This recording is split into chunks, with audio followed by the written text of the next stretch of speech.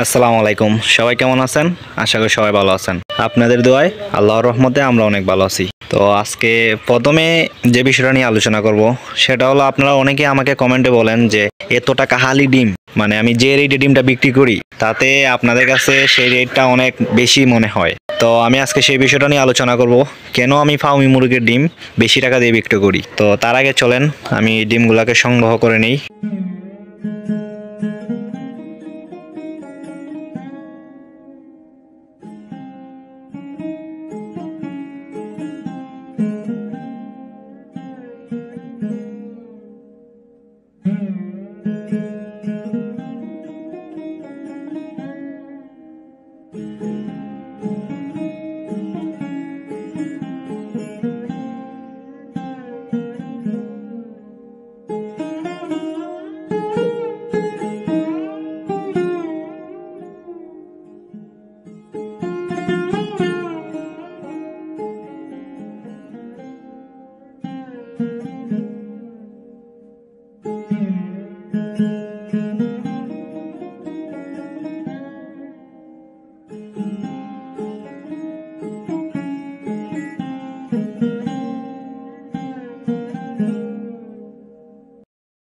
তো মাশাআল্লাহ দেখতে পারতেছেন আমাদের ডিম সংগ্রহ করা শেষ। এখানে 9টা ডিম আছে। সকালের ডিম উঠেছে আমি 3টা, তো 9 আর 3 12, আর সন্ধ্যা হতে হতে আরো প্রায় 4-5টা ডিম পারবে। তো সবাই আমাদের মুরগিগুলাকে দেখে মাশাআল্লাহ বলবেন, ডিমগুলোকে দেখে একটু মাশাআল্লাহ বলবেন।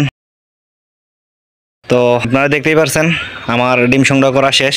এখন চলেন কাজের কথায় আসি।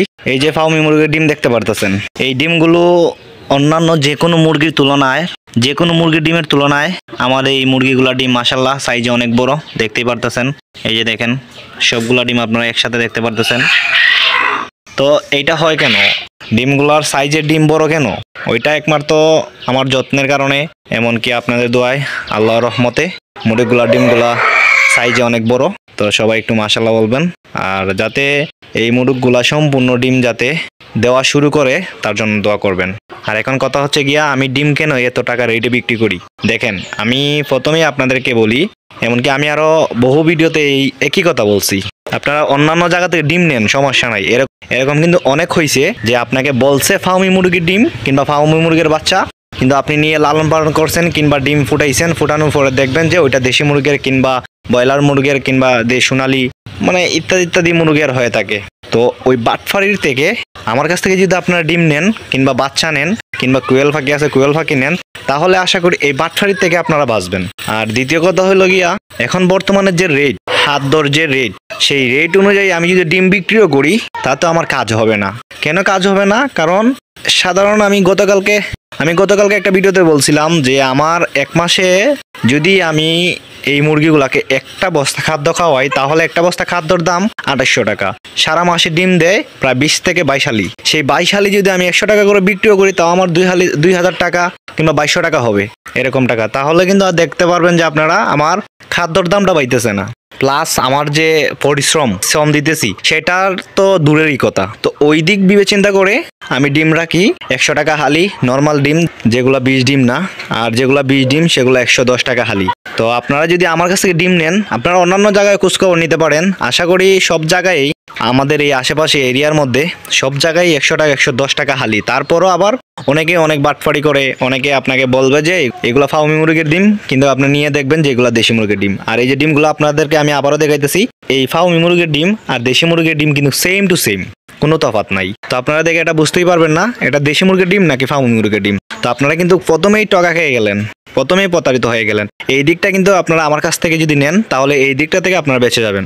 আর আমার যত ভিউয়ার্স আছে তারা সবাই জানে আমি নতুন খামারি, আমি যাই করি আপনাদের সাথে পিওরটা দেখানোর চেষ্টা করি। বাটফারি টাটফারি করার এগুলোর আমার কোনো ইচ্ছাই নেই।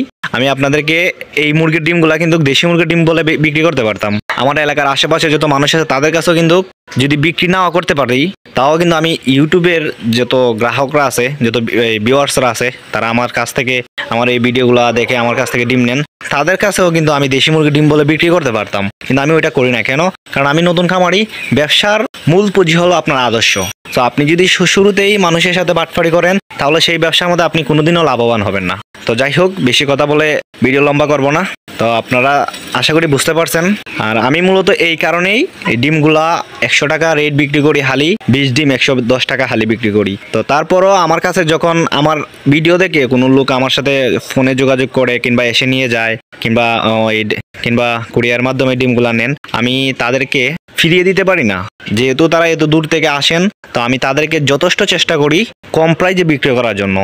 আর আরেকটা জিনিস আমি আপনাদেরকে বলে রাখি, এই যে মুরগগুলা কিন্তু এই যে এলোমেলোভাবে ডিম পারে না।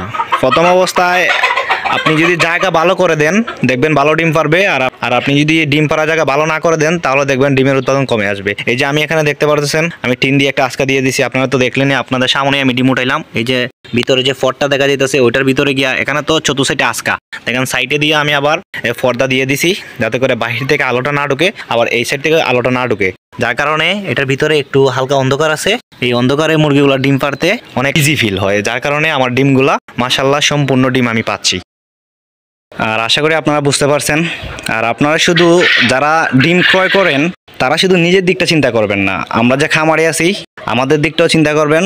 এখন বর্তমানে বাজার রেট, খাদ্যর যে রেট, ওষুধের যে রেট, সেগুলো ওইসব কিছু মেনটেন করে ডিম বিক্রয় করা আমাদের কাছে প্রচুর টাফ হয়ে যায়। আপনারা সবাই আমাদের দিকটা চিন্তা করবেন, যাতে আমরা যদি ব্যবসা বন্ধ করে দেই, যদি আমরা লস খেয়ে ব্যবসা বন্ধ করে দেই, আমি হয়তো ছোটো খামারি, আমার মতো যারা ছোটো ছোটো খামারি আছে, অল্প বৃষ্টিতেই কিন্তু বন্যা হয়।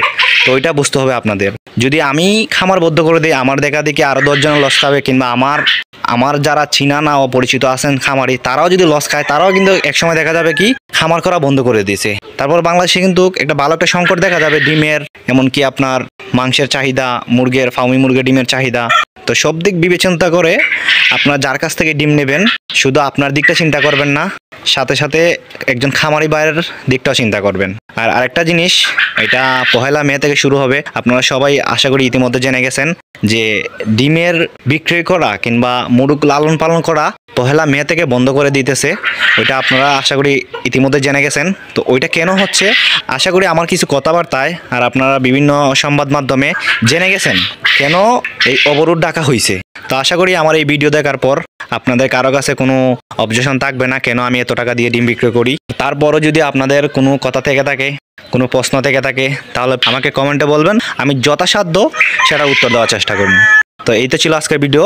যদি আমার ভিডিওগুলো দেখে আপনাদের কাছে বিন্দুমাত্র উপকারে আসে, তাহলে প্লিজ আমাদের এই ছোটো চ্যানেলটাকে সাবস্ক্রাইব করে পাশেই থাকবেন।